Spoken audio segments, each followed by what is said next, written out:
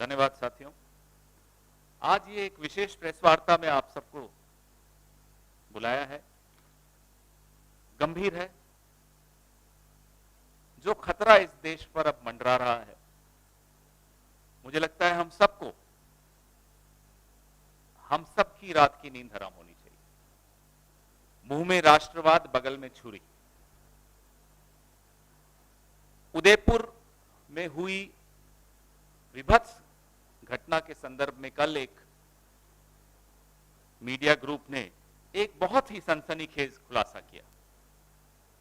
जब वो खुलासा हुआ तो उसके बाद हम लोगों ने भी कुछ रिसर्च की। इस खुलासे में उदयपुर में जो कन्हैयालाल की जो जघन्य हत्या हुई थी, उसका मुख्य आरोपी रियाज अटारी, उसके संबंध भारतीय जनता पार्टी के नेताओं के साथ, उन संबंधों का यह खुलासा कल टीवी पर हम सबने देखा और फिर सोशल मीडिया पर उस पर काफी चर्चा भी हुई और उसके बाद हमने रिसर्च की और नए तथ्य सामने आए। रियाज अटारी राजस्थान में भारतीय जनता पार्टी के कद्दावर नेता, पूर्व गृह मंत्री राज्य के गुलाब चंद कटारिया जी के अनेक कार्यक्रमों में शामिल होते थे। वो तस्वीरें आप सबके सामने आपको दी जाएंगी।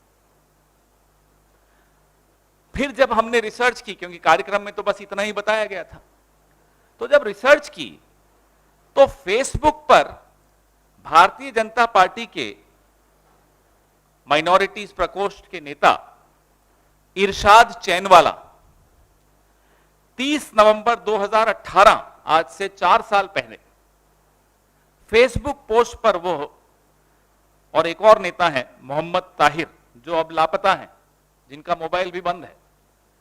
जब से ये हत्याकांड हुआ तब से वो लापता है। तो इरशाद चैनवाला और मोहम्मद ताहिर के 3 फरवरी 2018, 27 अक्टूबर 2019 और 10 अगस्त 2021, 28 नवंबर 2019 के पोस्ट हम लोगों ने स्टडी किए, उसका अध्ययन किया। अब अटारी जो है, रियाज अटारी, उमरा करके वहां से कुछ पोस्ट डालते हैं, फोटो डालते हैं और उसमें बड़े स्पष्ट तौर पे यह भारतीय जनता पार्टी के नेता, मैं पढ़ के बताता हूं उन्होंने क्या पोस्ट डाला, क्योंकि हमारी ये स्क्रीन अभी नहीं चल पा रही। आपके व्हाट्सएप ग्रुप में विनीत जी डाल रहे हैं। ये हमारे बीजेपी कार्यकर्ता उदयपुर राजस्थान के रियाज अटारी भाईजान ने हमारे वतन हिंदुस्तान में अमन व अमन के लिए दुआओं कर अल्लाह हमारे हिंद को सलामत रखे, आमीन। ये पोस्ट डाली है मोहम्मद भाजपा के कार्यकर्ता हैं। मोहम्मद ताहिर कह रहे हैं रियाज अटारी के लिए कि ये हमारे उदयपुर भाजपा के कार्यकर्ता रियाज अटारी उमरा करने गए और देश में अमनो अमन की दुआ मांगी। इससे ज्यादा स्पष्ट क्या हो सकता है? भारतीय जनता पार्टी का कार्यकर्ता रियाज अटारी गुलाब चंद कटारिया, पूर्व राज्य गृह मंत्री, के कार्यक्रमों में लगातार शामिल होता है। भारतीय जनता पार्टी के स्थानीय नेता अपनी फेसबुक पोस्ट में रियाज भाई, हमारे भारतीय जनता पार्टी के कार्यकर्ता रियाज भाई कहकर संबोधित करते हैं। ये चल क्या रहा है इस देश में? माजरा क्या है? पुलवामा में सवाल उठे थे कि 350 किलो आरडीएक्स कैसे पहुंचा। डीएसपी दविंदर सिंह का नाम हम सब जानते हैं। उसको चुपचाप से नौकरी से बाहर कर दिया, नो इंक्वायरी, कि राष्ट्र हित में नहीं है, इसके खिलाफ इंक्वायरी करना आपको याद है? ये क्या हो रहा है इस देश में? कौन करवा रहा है ये सब? एक के बाद एक दुर्घटनाएं होती हैं, एक के बाद एक हमले होते हैं और सवाल ज्यों के त्यों, कोई जवाब नहीं, कोई उत्तर नहीं। प्रधानमंत्री चुप, गृह मंत्री चुप। इन तस्वीरों के बाद और ये बड़े महत्वपूर्ण तथ्य हम सबके सामने आए हैं। आप सोचिए, अगर ये सिर्फ तस्वीर होती तो चलिए हम सोचते कि किसी सामाजिक कार्यक्रम की तस्वीरें होंगी, होती हैं राजनीतिक दलों की, नेताओं की। लेकिन यह फेसबुक पोस्ट स्पष्ट करती है कि रियाज अटारी, कन्हैया लाल का हत्यारा, आतंकी रियाज अटारी भारतीय जनता पार्टी का सदस्य, सक्रिय सदस्य है। आज सूर्यास्त तक हम उम्मीद करते हैं कि यह तथाकथित राष्ट्रवादी पार्टी इस बात का जवाब देगी, इस देश को जवाब की इंतजार है। कल सुप्रीम कोर्ट ने, माननीय सर्वोच्च न्यायालय ने कुछ बहुत गंभीर टिप्पणियां की थी। आज इन तथ्यों के उजागर होने के पश्चात उन टिप्पणियों को फिर से देखना चाहिए। और वो टिप्पणियां सिर्फ एक नुपुर शर्मा के खिलाफ नहीं थी। Who is Nupur Sharma? नुपुर शर्मा की सामाजिक पहचान भारतीय जनता पार्टी से बनी है। जब नुपुर शर्मा ने वो अल्फाज कहे पैगंबर साहब के खिलाफ, तब वो भारतीय जनता पार्टी की अधिकृत प्रवक्ता थी। उसके 10 दिन बाद तक नुपुर शर्मा भारतीय जनता पार्टी की अधिकृत प्रवक्ता थी। तो इसलिए अगर माननीय सर्वोच्च न्यायालय अगर नुपुर शर्मा के लिए कुछ कहता है तो वो टिप्पणियां भारतीय जनता पार्टी के लिए हैं। आखिर भारतीय जनता पार्टी और उसके नेता और उसके प्रवक्ता पूरे देश में धार्मिक उन्माद का वातावरण बनाने का प्रयास क्यों कर रहे हैं? यह सवाल हमारा पहला। हमारा दूसरा सवाल, क्या प्रधानमंत्री मोदी और गृह मंत्री अमित शाह अब भी भारतीय जनता पार्टी नेताओं द्वारा धार्मिक उन्माद को फैलाने की कोशिशों पर चुप रहेंगे? 8 साल में कब बोलते हैं ये लोग?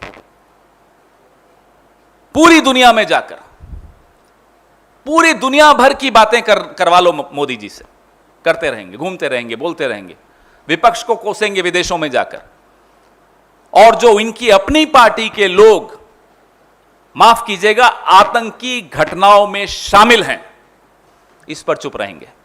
देश चुप नहीं रहने देगा अब आपको, और अगर आप नहीं बोलेंगे तो देश बोलेगा। क्या भारतीय जनता पार्टी अपने प्रवक्ताओं एवं नेताओं के जरिए पूरे देश में आग लगाकर ध्रुवीकरण करके एक चुनावी फायदा उठाने की कोशिश कर रही है? अब तक हम ये सोचते थे कि साहब इनको चुनाव जीतने के लिए हथकंडे अपनाते हैं, लेकिन ये हथकंडे नहीं है, ये आतंकी घटना है। देश को तोड़ रहे हैं, आपस में हमें लड़वा रहे हैं, और इतने बड़े षड्यंत्र में भारतीय जनता पार्टी का एक सक्रिय सदस्य सरेआम आरोपी है, सरेआम शामिल है। आपने सबने देखा, जो ही उदयपुर में यह हत्याकांड हुआ, केंद्र ने एनआईए को यह जांच सौंपने की बात की। हमारे मुख्यमंत्री ने तुरंत इसका स्वागत किया, हम सब ने इसको स्वीकार किया। लेकिन अब ये नए तथ्यों के उजागर होने के पश्चात सवाल उठता है, और बड़ा गंभीर सवाल उठता है, ये हमारा आखिरी सवाल है, क्या भारतीय जनता पार्टी की केंद्र की सरकार ने इन्हीं कारणों से डरकर जल्दबाजी में एनआईए को यह केस सौंपने का निर्णय लिया? कारण क्या था? यह सवाल, एक एक सवाल बहुत गंभीर है, क्योंकि इसमें देश की सुरक्षा, देश का एक रहना, अखंडता का सवाल आता है। और मैंने आपको पुलवामा का उदाहरण जानबूझकर दिया, आज तक जवाब नहीं मिला है। डीएसपी देविंदर सिंह का आज तक, माफ कीजिएगा, मीडिया ने इतना पूछने की भी हिम्मत नहीं की कि देविंदर सिंह के खिलाफ कार्रवाई क्यों नहीं हो रही, क्यों चुपचाप उसको नौकरी से बाहर कर दिया, और क्यों उसके ऑर्डर में है कि देश हित में यह आवश्यक है कि इनके खिलाफ कोई इंक्वायरी ना हो। वो ऑर्डर भी मैं आपको अभी साझा करता हूं, विनीत भाई, मैं आपको भेज रहा हूं, वो भी इनसे आप साझा करिएगा। आपके सवाल इसी मुद्दे पर हो तो ज्यादा अच्छा रहेगा।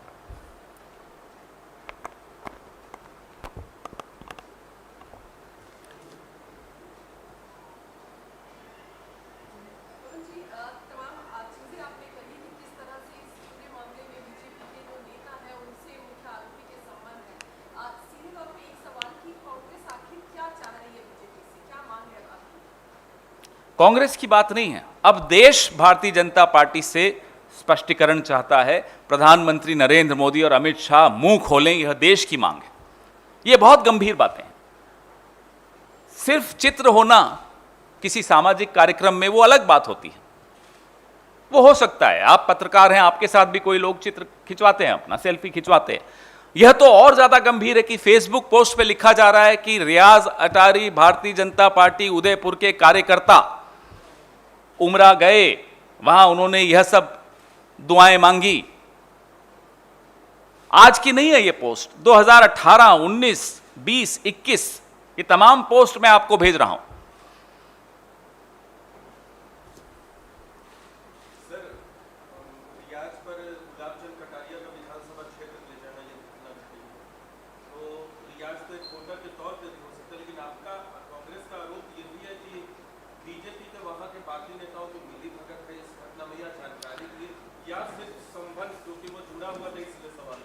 यह तो जांच से मालूम होगा, लेकिन माफ कीजिएगा, वोटर की बात नहीं है यहां।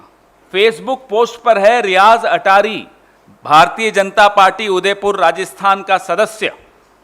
इससे ज्यादा स्पष्ट और क्या चाहते हैं आप? और ये कोई आज की पोस्ट नहीं है, 2-3 साल पुरानी पोस्ट है। इसके बाद भी अगर यह सवाल उठता है कि साहब कांग्रेस सवाल क्यों उठा रही है, तो माफ कीजिएगा, फिर इस देश में बहुत कुछ गलत हो रहा है।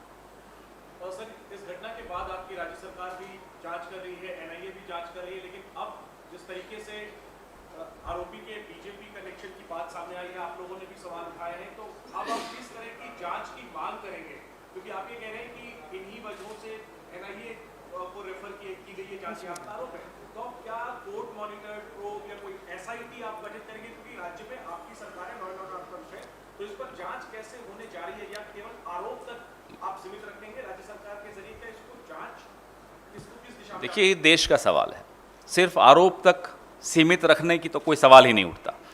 माननीय मुख्यमंत्री अशोक गहलोत जी के संज्ञान में यह तथ्य आए हैं। सरकार है वो सलाह मशविरा करके नियम कानून सम्मत कदम उठाएगी और आपको बहुत जल्दी उसकी जानकारी भी दी जाएगी। रही बात एनआईए की, तो हम यह सवाल उठा रहे हैं, अब तब नहीं उठाया था। तब स्वागत किया था अशोक गहलोत जी ने भी, और उन्होंने कहा था कि मेरी पुलिस और मेरा प्रशासन एनआईए को पूरा समर्थन देगा, पूरा सहयोग देगा, और हमने इस मंच से बैठकर एनआईए को सुपुर्द करने का स्वागत किया था। लेकिन ये नए तथ्यों के पश्चात एक बहुत बड़ा सवाल उठता है कि ये एनआईए का निर्णय केंद्र सरकार ने कुछ घंटों में ही लिया था, तो क्या इन तथ्यों को छिपाने के लिए लिया था? भूलिएगा मत जैनेंद्र जी, ये वही गुलाबचंद कटारिया हैं जिनका सोहराबुद्दीन फेक एनकाउंटर में सीबीआई की चार्जशीट में भी जिक्र आया था। सर, तो सप्लीमेंट्री सवाल नहीं है, जैनेंद्र का सवाल नहीं है कि क्या इसमें अब नए जांच की मांग करेंगे? नए तथ्य आपके सामने आए हैं, एनआईए जांच कर रही है, आप केंद्र सरकार से सवाल उठा रहे हैं। हम केंद्र सरकार से तो जांच की मांग नहीं कर रहे, हम केंद्र सरकार से जवाब की मांग कर रहे हैं। और रही बात जांच की, तो जैसा मैंने कहा, मुख्यमंत्री अशोक गहलोत जी के संज्ञान में ये नए तथ्य आए हैं। कानून सम्मत, नियम सम्मत क्या कदम उठाएंगे वो आपसे साझा किए जाएंगे बहुत जल्दी। धन्यवाद। Thank you. मिलेट टाइम्स को आपकी जरूरत है, हमारी आप माली मदद करें।